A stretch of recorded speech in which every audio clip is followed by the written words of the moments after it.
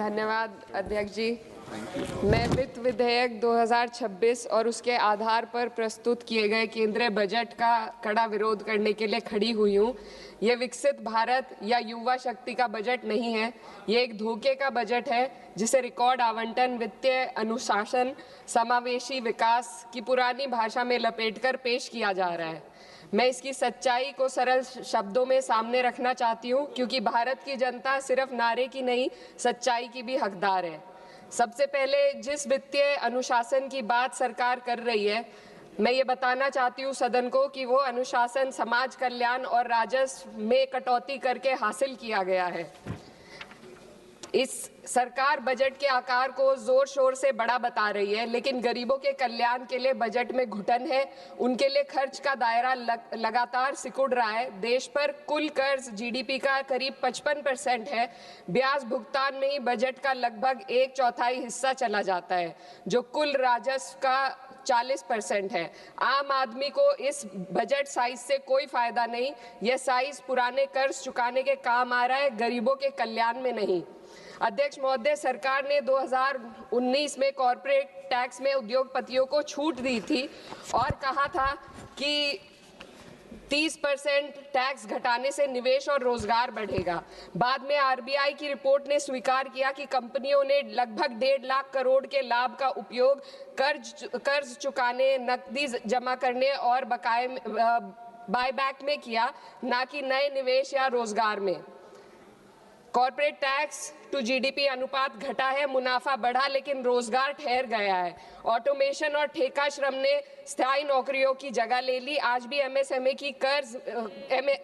को कर्ज नहीं मिल रहा। युवाओं में बेरोजगारी बनी हुई है और असमानता लगातार बढ़ती जा रही है। शीर्ष 1% ने विकास का बड़ा हिस्सा अपने पास रख लिया, जबकि बाकी जनता ने अप्रत्यक्ष करों और कटे हुए कल्याण के माध्यम से इसकी कीमत चुकाई है। ये विधेयक उसी कॉर्पोरेट प्रथम नीति को जारी रखता है। ये सुधार नहीं, बल्कि बड़े उद्योगों के सामने आत्मसमर्पण है।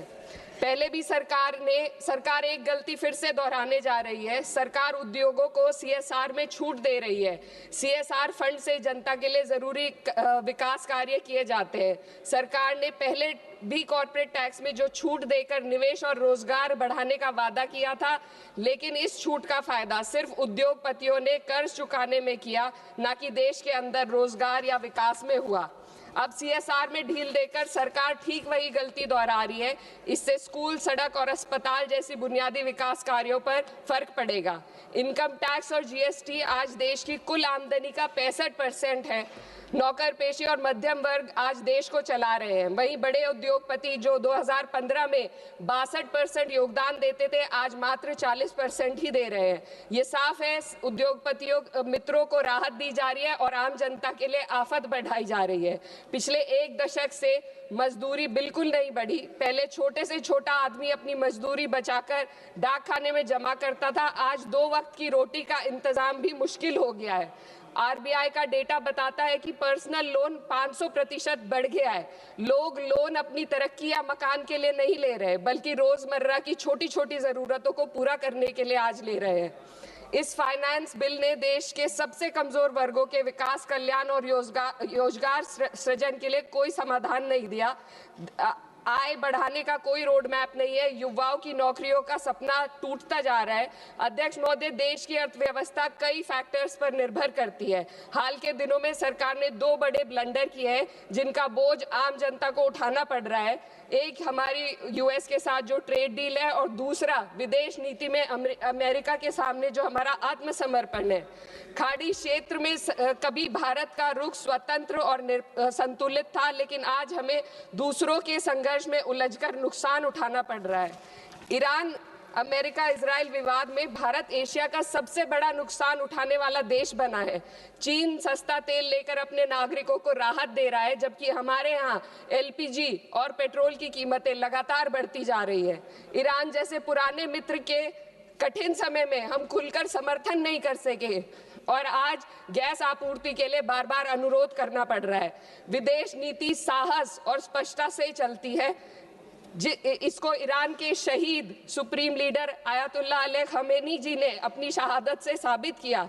36 साल की उम्र के लीडर ने कभी 56 इंच की छाती का दावा नहीं किया, बल्कि जब जरूरत पड़ी तो अमेरिका के सामने झुकने की बजाय उन्होंने शहादत को गले लगाना पसंद किया। लचर विदेश नीति ने देश को महंगाई और आपूर्ति के संकट की दहलीज पर लाकर खड़ा कर दिया है। सरकार कहती है भंडार पर्याप्त है, तो कीमतें क्यों लगातार बढ़ती जा रही है? अमेरिका के साथ जो हाल है वह व्यापार समझौता भी यही बताता है। आज भारत अमेरिका के साथ $40 बिलियन का ट्रेड सरप्लस रखता है, लेकिन इस समझौते के बाद हमें हर साल $100 बिलियन का आयात करना पड़ेगा। इससे सरप्लस घाटे में बदल जाएगा। इस ट्रेड डील ने देश के किसानों को अमेरिका के अमीर किसानों के हाथों बेच दिया है। अगर ट्रेड डील करनी ही थी तो पहले देश के किसानों को अमेरिकी किसानों की तरह भारी सब्सिडी देते, उन्हें तैयार करते और फिर ट्रेड डील करते। यह तो वैसा है जैसे दौड़ में किसी के हाथ पैर जंजीरों से बांध दिए गए और फिर कहा जाए अब दौड़ कर दिखाओ। हमारे किसानों के हाथ पैर महंगी यूरिया, महंगी बिजली और महंगे कृषि यंत्रों से बंधे हुए हैं। अध्यक्ष महोदय, फाइनेंस बिल पर बात हो और महंगाई पर बात ना हो तो आम लोगों के साथ अन्याय है। आम आदमी के लिए रोजमर्रा के खर्चे महंगे होते जा रहे हैं। एलपीजी, स्वास्थ्य और शिक्षा की महंगाई सबसे अधिक है। सरकार 2025 में महंगाई को 1.7% बताती है। सर 2 मिनट बस कंक्लूड कर रहे हैं। लेकिन मेडिकल महंगाई 14% है, ये एशिया में सबसे ज्यादा है। और शिक्षा की महंगाई 12% तक पहुंच गई है। कई परिवार अपनी आय का आधे से ज्यादा हिस्सा सिर्फ एक बच्चे को पढ़ाने के लिए या उसकी विवाह करने के लिए खर्च करने पर मजबूर है। पिछले बजट में वित्त मंत्री ने एम्प्लॉयमेंट लिंक्ड इंसेंटिव स्कीम की घोषणा की थी। उम्मीद थी इससे 4 करोड़ नौकरियां बढ़ेंगी। 2 लाख करोड़ का बजट भी दिया गया, लेकिन ये योजना एक भी युवा को नौकरी देने में असफल रही। इसी तरीके से पीएम इंटर्नशिप स्कीम का हाल भी यही है। 1.6 लाख का ऑफर दिया गया। Sir 2 minute. 16,000 युवाओं ने ज्वाइन किया, आधे से ज्यादा बीच में छोड़कर चले गए और अंत में सिर्फ 95 युवाओं को नौकरी मिली। सरकार ने चुपचाप इसका बजट 95% घटा दिया। जब आप हेडलाइन मैनेजमेंट, दिखावा और लोगों को बेवकूफ बनाने के लिए स्कीम बनाते हैं तो उसका हश्र यही होता है। मैं अंत में किसानों की बात करना चाहती हूँ। ग्रामीण विकास और कृषि कल्याण पर देश की पीढ़ी आबादी निर्भर है। इस मंत्रालय का पिछले वर्ष का बजट सरकार खर्च ही नहीं कर पाई। 53,000 करोड़ ग्रामीण विकास और 7,000 करोड़ कृषि कल्याण के लिए बेकार पड़ा रहा। गांव, किसान और मजदूर मदद की उम्मीद कर रहे थे, लेकिन सरकार हाथ पैर बांधे बैठी रही। अध्यक्ष महोदय, इसलिए मैं इस सदन से मांग करती हूं कि इस वित्त विधेयक को खारिज किया जाए। 2019 की कॉर्पोरेट टैक्स कटौती को वापस लिया जाए। सामाजिक क्षेत्र पर खर्च को कम से कम जीडीपी का 6 से 8% तक बढ़ाया जाए।